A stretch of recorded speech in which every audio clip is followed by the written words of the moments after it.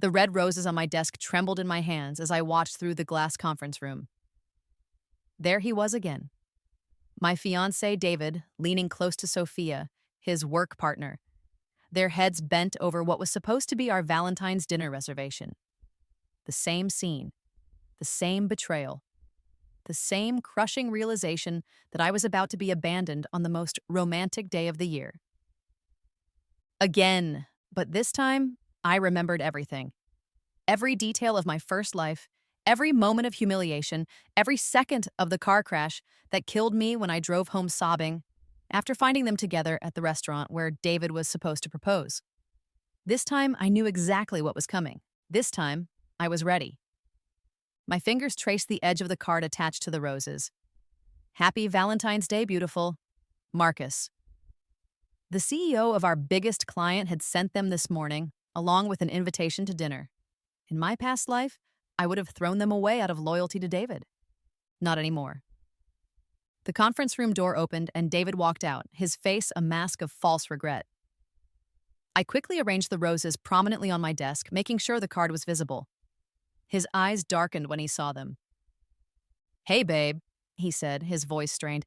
"About tonight." I looked up with practiced innocence, even as my heart hammered with familiar pain. What about tonight? Something's come up with the Morrison account. Sophia and I need to work late. Rain check? The lie rolled off his tongue so easily. In my first life, I'd believed him. I'd gone home alone, ordered takeout, and convinced myself that work was more important than romance. I'd been such a fool. "Of course," I said sweetly.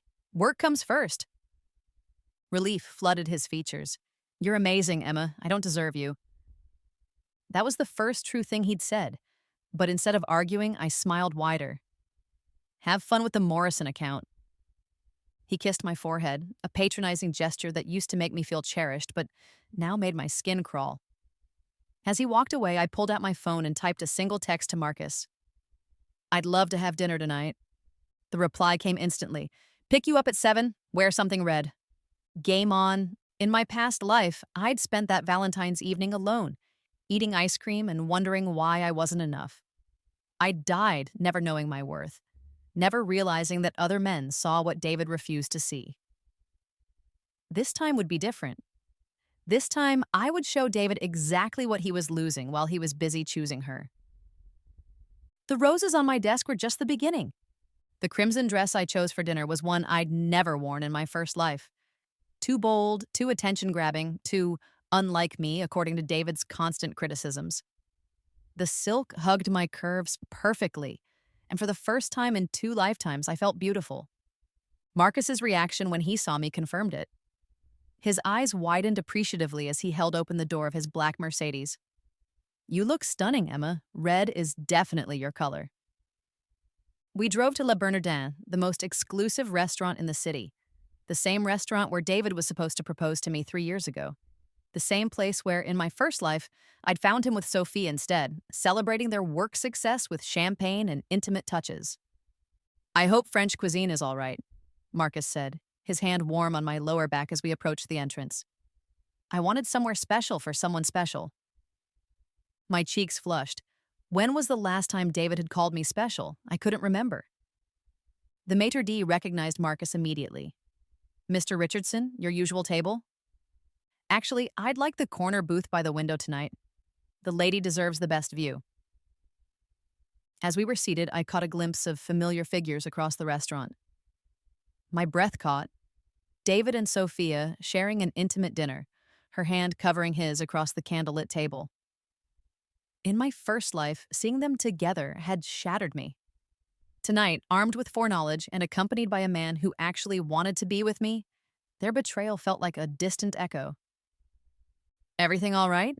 Marcus asked, following my gaze. "Perfect," I said, turning my full attention to him. "Tell me about your travels." For the next hour, Marcus regaled me with stories from his business trips around the world. He was charming, intelligent, and most importantly, present. His phone never buzzed with urgent work calls. His attention never wandered to other women. He treated me like I was the only person in the room. Halfway through dessert, I excused myself to the restroom. As I passed David's table, he looked up in shock. Emma, what are you doing here? Having dinner, I said simply, not stopping. But I thought you understood about work. I did understand, I interrupted, my voice honey-sweet. That's why I made other plans. Sophia shifted uncomfortably, finally looking up from her plate. In my first life, I'd considered her a friend. Now I saw her for what she really was. A manipulative woman who'd systematically undermined my relationship with David while playing the innocent colleague. We were just discussing the Morrison presentation, Sophia said defensively. On Valentine's Day? How romantic, I replied. Well, don't let me interrupt your work. I continued to the restroom, leaving David staring after me with a confusion I recognized. He was used to me accepting his excuses, making myself smaller to accommodate his selfish choices. He had no idea how to handle this new version of me. When I returned to our table, Marcus stood and pulled out my chair, a small gesture that David had stopped doing years ago. Your friend looked upset, Marcus observed.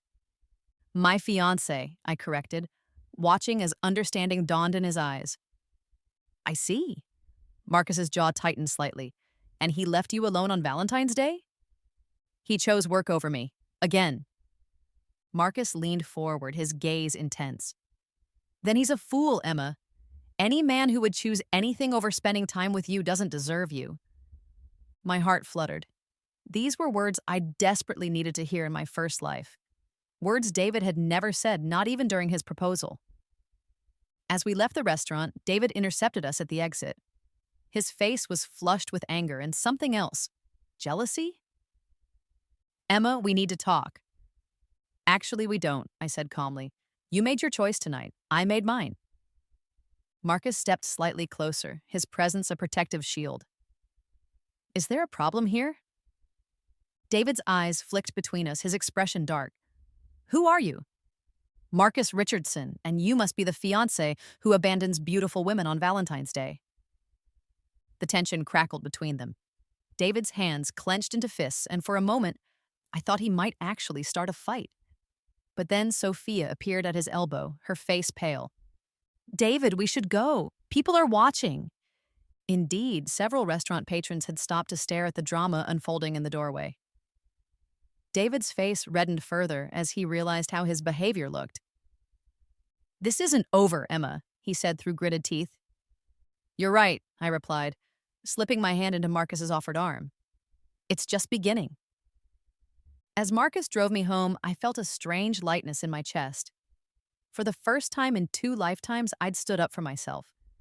I'd refused to accept David's scraps of attention and found someone who appreciated my worth. But this was only the first move in a much larger game. David thought he could have his cake and eat it too, keep me waiting at home while he pursued Sophia. In my first life, I'd let him. This time, I would show him exactly what he was losing. Tomorrow, there would be more roses, more admirers, more choices. And David would finally understand what it felt like to be the one left behind. The dozen white roses arrived Monday morning with a note that made half the office stop and stare. Thank you for a perfect evening. When can I see you again? Marcus. I was arranging them in a vase when David stormed over to my desk, his face thunderous. We need to talk, now. I'm working, I said pleasantly, not looking up from the flowers. In my office now, Emma.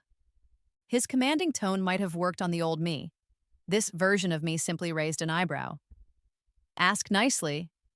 His jaw dropped. In 3 years together, I'd never challenged his authority, never refused his demands. I'd been the perfect, compliant girlfriend who always put his needs first.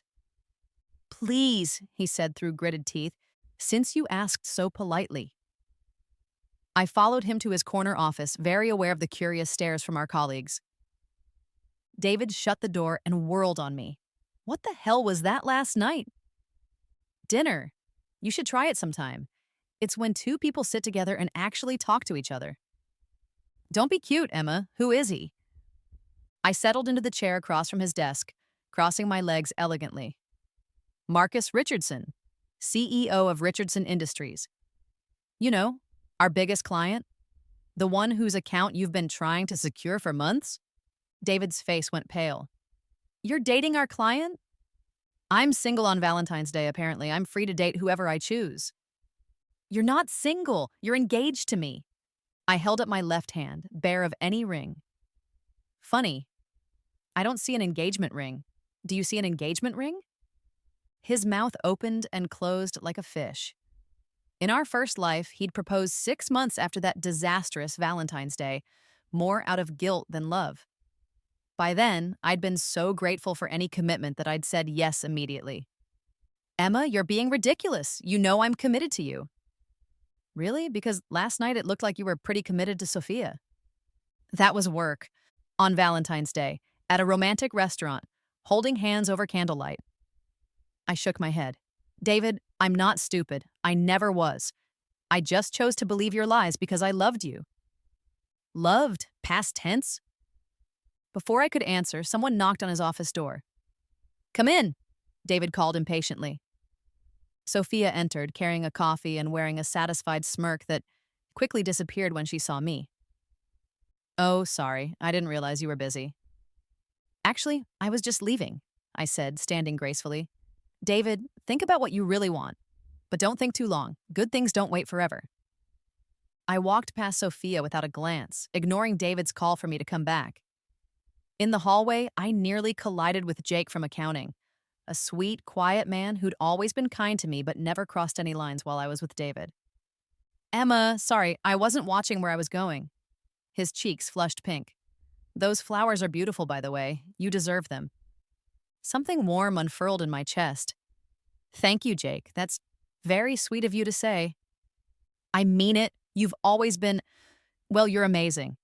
I hope David realizes how lucky he is.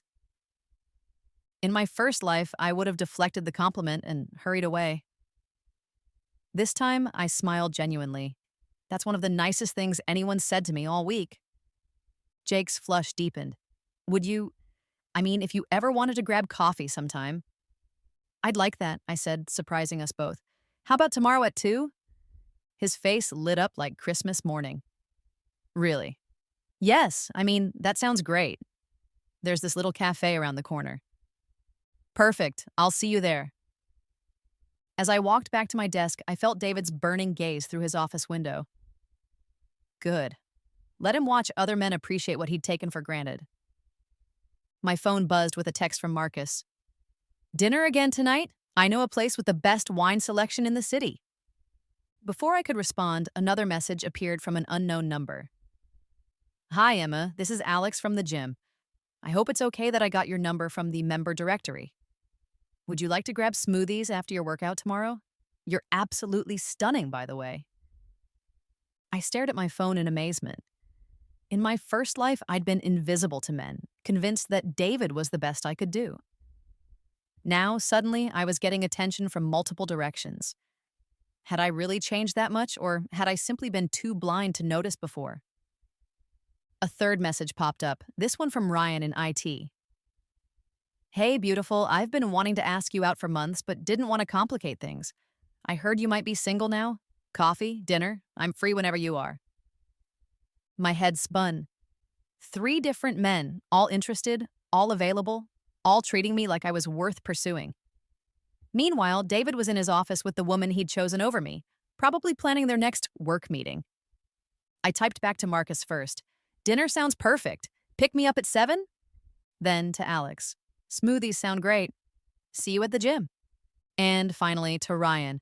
I'd love to get coffee. How about Thursday at lunch? As I hit send on the last message, I caught sight of David storming out of his office, his face dark with fury. He headed straight for the elevator without a backward glance. Sophia emerged moments later, her earlier satisfaction replaced by barely concealed panic. My phone rang. David's name flashed on the screen. I declined the call and went back to work, humming softly under my breath. For the first time in 2 lifetimes, I felt like I was in control of my own destiny. Let David rage. Let Sophia panic. The roses on my desk were proof that I had options now, and I intended to explore every single one of them. By Wednesday, my desk looked like a flower shop. Red roses from Marcus, white lilies from Alex, yellow daisies from Ryan, and a stunning arrangement of purple orchids from someone who'd only signed the card, a secret admirer. The entire office was buzzing with speculation. Who was Emma dating? How many men were pursuing her? Was she really done with David? I reveled in the attention. For 3 years, I'd been background noise in my own life, overshadowed by David's ambitions and Sophia's manipulations. Now, I was the center of a romantic whirlwind that had everyone talking. David, meanwhile, looked increasingly haggard. Dark circles shadowed his eyes, and his usually perfect hair was disheveled from running his hands through it. Every time my phone rang or another delivery arrived, his jaw tightened a little more. "This is ridiculous," Sophia muttered as she passed my desk for the third time that morning. "You're making a spectacle of yourself." "Am I?" I asked sweetly, arranging the orchids in a prominent position. "I'm just accepting gifts from people who appreciate me. Is that wrong?" "You're engaged, Emma. This behavior is inappropriate." I held up my bare ring finger again. "Still don't see a ring, Sophia. Do you see a ring?" Her face flushed red. "David loves you. He's just been busy with work." "Busy with you, you mean?" "I don't know what you're implying." I'm not implying anything. I'm stating facts. David chose to spend Valentine's Day with you instead of me. He chose to take you to romantic dinners and hold your hand over candlelight. He chose you, Sophia, so I'm choosing other people too." For a moment, her mask slipped, and I saw the calculating woman underneath. "You think you're so clever, don't you? Parading around with all these men, making David jealous. But it won't work. He's mine now. Then why are you so worried about what I'm doing?" She opened her mouth to respond, but David appeared beside her, his face thunderous. "Emma, I'm taking you to lunch. We need to talk." "Sorry, I already have lunch plans." I gathered my purse and stood. "Jake's taking me to that new bistro downtown." "Cancel them." "No." The single word hung in the air like a challenge. David stared at me as if I'd grown a second head. "I'm sorry, did you just tell me no?" "I did. You made your choice, David. Now I'm making mine." I walked toward the elevator, very aware of the entire office watching our confrontation. David followed, his footsteps heavy behind me. "Emma, wait." His voice was strained, desperate. "Please, we need to talk about this." "Talk about what? How you lied to me about working late? How you chose another woman over me on the most romantic day of the year? How you've been emotionally cheating on me for months while I stood by like an idiot?" The elevator doors opened and Jake stepped out, his face lighting up when he saw me. "Ready for lunch?" he asked, then noticed David's furious expression. "Oh, hi, David." "Jake!" David's voice was ice cold. "Actually, I'm starving," I said, linking my arm through Jake's. "Shall we?" As the elevator doors closed, I caught one last glimpse of David's face. He looked like a man watching his entire world crumble. Good. It was about time he felt what I'd felt in my first life. Lunch with Jake was a revelation. He was funny, intelligent, and genuinely interested in my thoughts and opinions. He asked about my hobbies, my dreams, my favorite books. When was the last time David had asked me anything about myself that wasn't related to his convenience? "I've always admired you, you know," Jake said over dessert. "You're so kind to everyone in the office, even when they don't deserve it. And you're brilliant. The way you handled the Morrison presentation last month was incredible." "David gave that presentation," I said automatically. "David presented it, but you wrote it. I saw you working on it for weeks. He barely changed a word." I stared at him. In my first life, I'd written countless presentations that David had claimed credit for. I'd never said anything because I'd thought supporting his career was what a good girlfriend did. "How did you know?" Jake smiled gently. "I notice everything about you, Emma. I always have." My heart fluttered. Here was a man who saw my contributions, who valued my intelligence, who noticed my efforts. Why had I wasted 3 years settling for someone who treated me like an accessory? My phone buzzed constantly throughout lunch. Texts from David demanding I call him, messages from Marcus asking about dinner plans, notifications from dating apps I'd forgotten I'd downloaded. When had I become so popular? "Busy afternoon?" Jake asked, amused. "You could say that." I silenced my phone and focused on him. "Tell me about your photography. Do you still do weddings?" His face lit up. "Actually, I have a shoot this Saturday at the Botanical Gardens." Would you like to come? I could use an assistant, and the flowers are beautiful this time of year. I'd love to, I said, meaning it. When we returned to the office, David was waiting by my desk like a guard dog. His eyes narrowed when he saw Jake walking me back. How was lunch? David asked, his tone deceptively casual. Wonderful, I replied. Jake's taking me to photograph weddings this weekend. Isn't that exciting? David's face darkened. You don't even like photography. Actually, I love photography. You just never bothered to ask. Another direct hit. David flinched as if I'd slapped him. Emma, please, can we just talk privately? 5 minutes. I have work to do, I said, settling at my desk. Marcus is picking me up at 6, and I want to finish these reports before then. You're seeing Richardson again? Third date this week. He's taking me to the opera. Apparently, he remembers that I mentioned loving Carmen. David's jaw worked furiously. Since when do you love opera? Since always. I have season tickets. Had them for 2 years, but you were always too busy to come with me. It was like watching him realize he'd been living with a stranger. Every revelation about my interests, my dreams, my actual personality hit him like a physical blow. I never knew, he said quietly. You never asked. Sophia appeared at his shoulder, her face tight with anxiety. David, we need to review the Morrison contracts before the meeting tomorrow. Not now, Sophia. But I said not now. He snapped at her with a viciousness that made her step back. Can't you see I'm trying to save my relationship? The words hung in the air like a confession. Save his relationship. Not repair it, not work on it, save it. As if it were drowning and he was just now realizing he needed to throw me a life preserver. Too late. I turned back to my computer and began typing, effectively dismissing them both. After a moment, I heard their footsteps retreating. At exactly 6 o'clock, Marcus appeared in the lobby, devastatingly handsome in a black tuxedo. Every woman in the office turned to stare as he approached my desk with a single red rose. Ready for culture, beautiful? More than ready, I said, accepting the rose and gathering my evening bag. As we walked toward the elevator, I felt David's eyes burning into my back. Let him watch. Let him see what it looked like when a man treated me like a priority instead of an afterthought. The elevator doors closed, and I caught one last glimpse of David's reflection in the polished steel.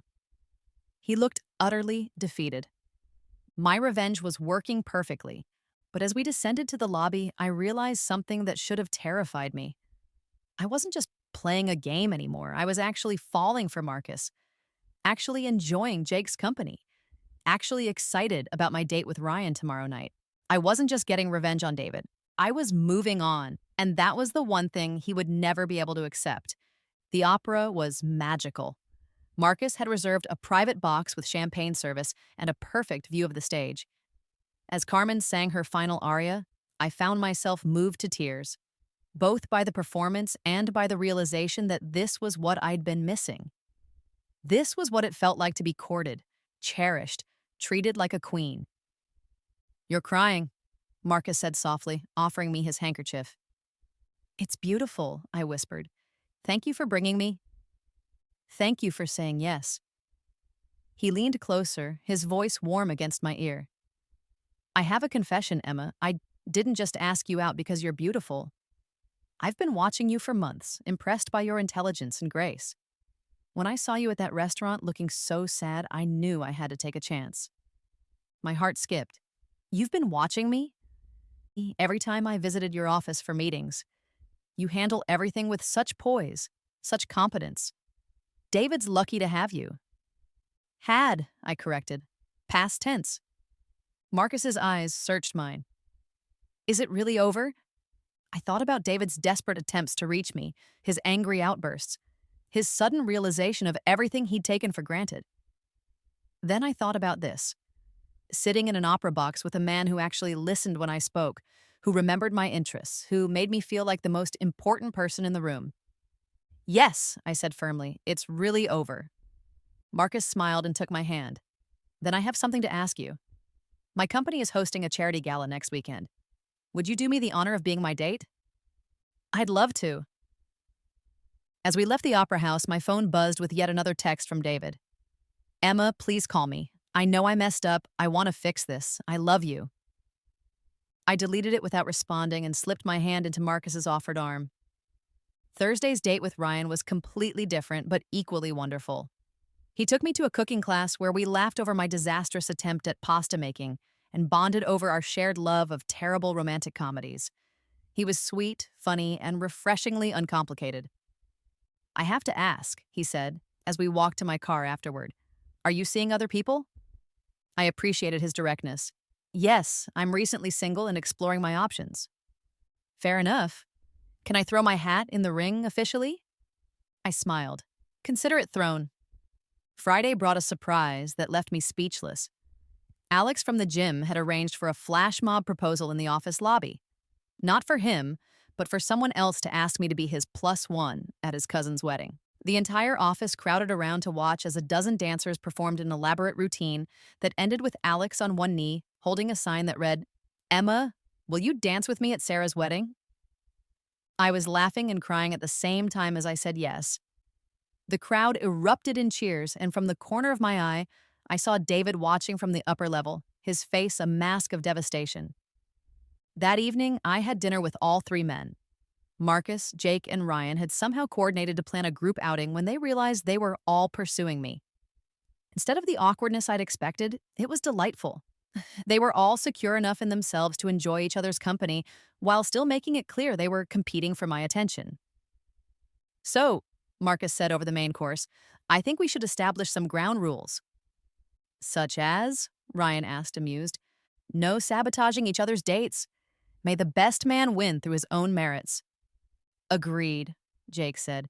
Emma deserves to make her choice without manipulation. I looked around the table at these three incredible men who were treating my agency like a given, who respected my right to choose, who saw me as a prize worth competing for honorably. The contrast with David's possessive, demanding behavior couldn't have been starker. You know, I said, raising my wine glass, I think I'm the luckiest woman in the city right now. Not as lucky as whoever you choose, Marcus replied, and the others nodded in agreement. My phone, which I'd silenced for dinner, lit up with another call from David. I declined it and turned the phone face down. Persistent ex? Jake asked gently. Something like that. Want me to talk to him? Ryan offered, his protective instincts flaring. No, but thank you. I can handle David. As if summoned by his name, David appeared at our table. He was disheveled, his eyes wild with desperation and what looked like alcohol. Emma, what the hell is this? All three men stood immediately, forming a protective barrier around me. I remained seated, calm and composed. It's dinner, David. You remember dinner? It's what couples do when they actually want to spend time together. Couples, you're here with three men. And you spent Valentine's Day with another woman. I'd say we're even. David's gaze swept over Marcus, Jake, and Ryan with undisguised hostility. I don't know who you think you are, but Emma is my fiancé.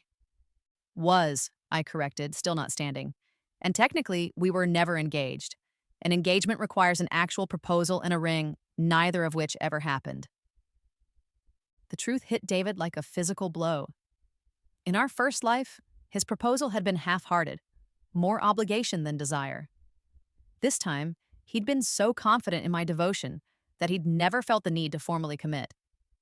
Emma, please, can we talk privately? No. I'm sorry about Valentine's Day. I'm sorry about Sophia. I'll end it with her completely. I'll do whatever you want.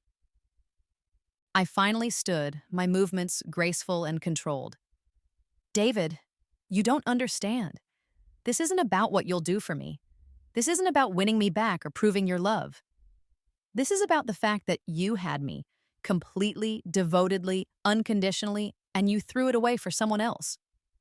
I made a mistake. You made a choice. Every day for months, you chose her over me. You chose her opinions over mine, her company over mine, her needs over mine. You chose, David. Now I'm choosing too. The restaurant had gone quiet around us, other diners turning to watch the drama unfold. David's face cycled through anger, desperation, and finally, defeat. What can I do? Tell me what to do to fix this. I looked at this man who had once been my entire world, who had shaped my self-worth for 3 years, who had convinced me I was lucky to have his scraps of attention. Now he looked small, pathetic, desperate. Nothing, I said softly.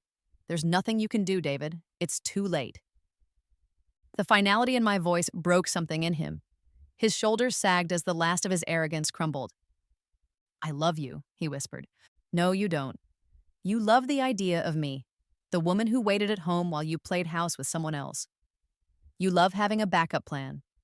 You love knowing someone will always be there to clean up your messes and support your dreams while sacrificing their own. Each word landed like a dagger. David's face went white.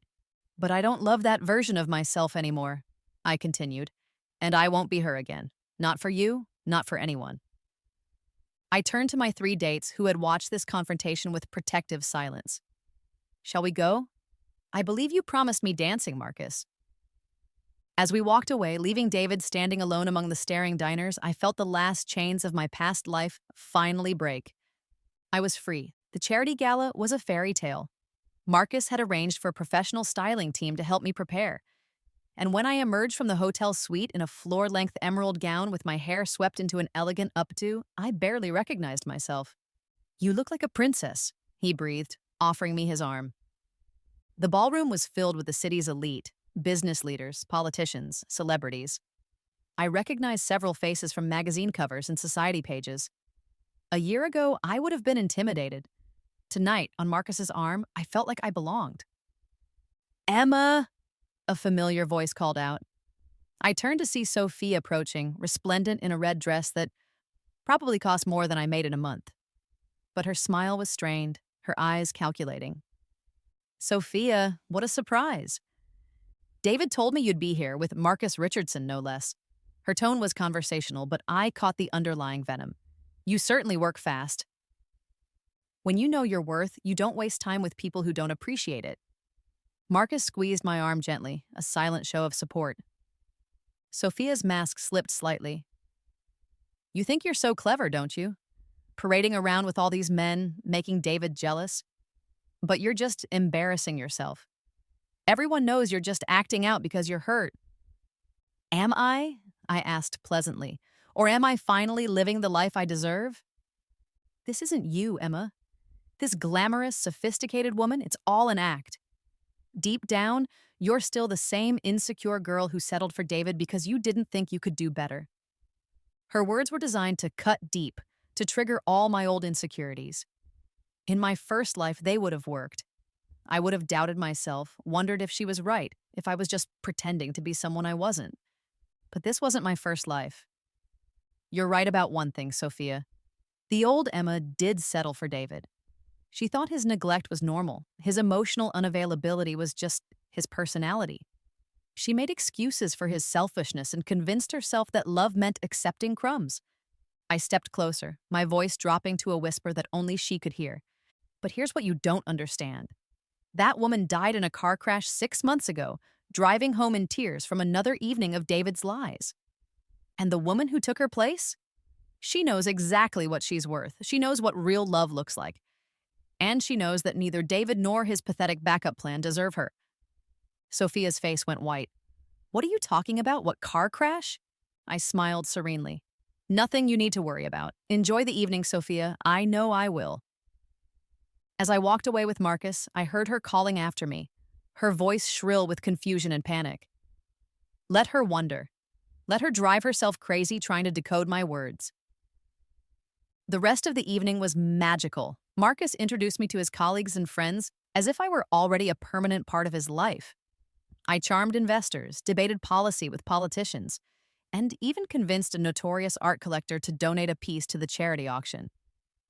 You're incredible, Marcus murmured as we danced to a slow ballad. I can't believe you were hidden away in an office all this time. I wasn't hidden, I said softly. I was just with someone who preferred me invisible. His loss is my gain. As the song ended, I noticed a commotion near the entrance. David had arrived, presumably as Sophia's date, but he looked like he'd been drinking.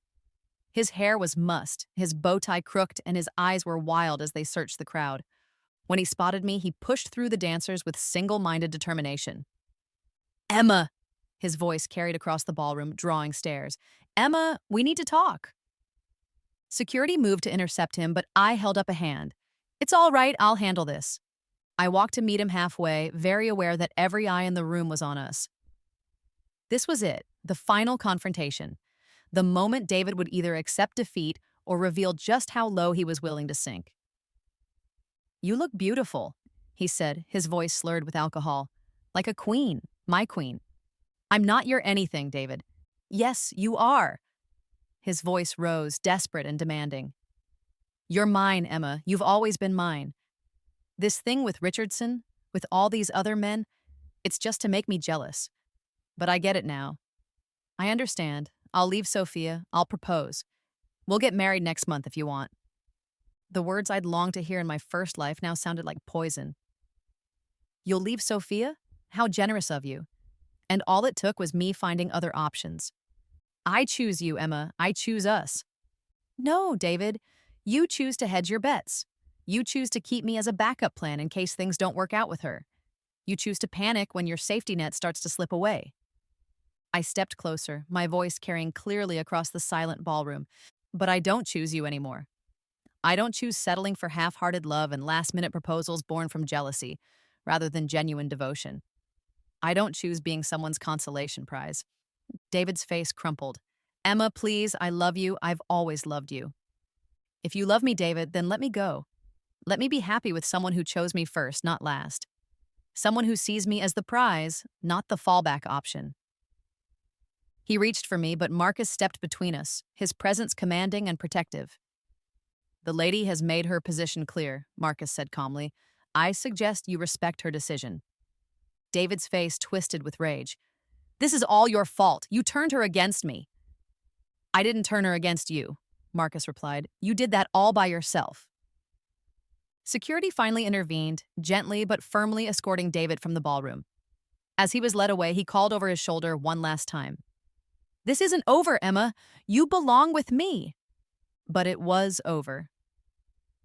Standing in that ballroom, surrounded by people who respected me, with a man who adored me at my side, I finally understood what my grandmother had meant when she said, Never accept less than you deserve, darling.